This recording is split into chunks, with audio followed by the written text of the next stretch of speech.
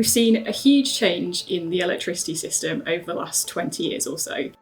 And lots of that change now is starting to pull through into the supply markets. And in particular, in the last 5 years or so, residential consumers, SME and larger corporate businesses have really engaged with renewable electricity and low carbon electricity, right through from science-based targets for larger corporates down to residential consumers choosing 100% renewable energy much more frequently than they used to.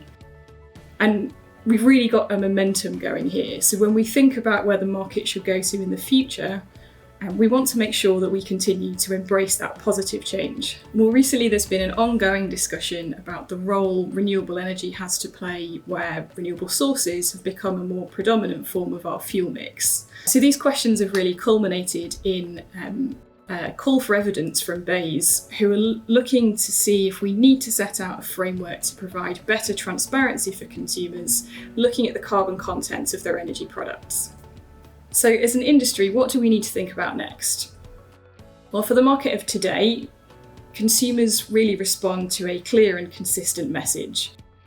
So we need to think about who it is that's helping consumers make those decisions and ensure that they're involved in establishing that framework. So we could look at the beginnings of the green supply market for examples here as well. Things like setting out a star rating framework or looking at the carbon contents and the energy savings being made from different actions, but also look at the learnings and takeaways from those initiatives that have been implemented in the past and see why some of them were more successful or less successful. So we also need to think about the framework for the future. What we're considering today, will that also stay in place for smarter technologies as they're introduced, for low carbon transport solutions and even low carbon heating? And if we think about those kind of changes, they're much more significant than the switch over to renewable electricity. From a consumer point of view, that's been a fairly easy change in the last couple of years. Renewable electricity's really been delivered almost at cost parity and with little effort on the consumer's part to make that change. When we look at these new technologies coming in, changing our heating systems, changing our vehicles, we're looking at really significant lifestyle changes.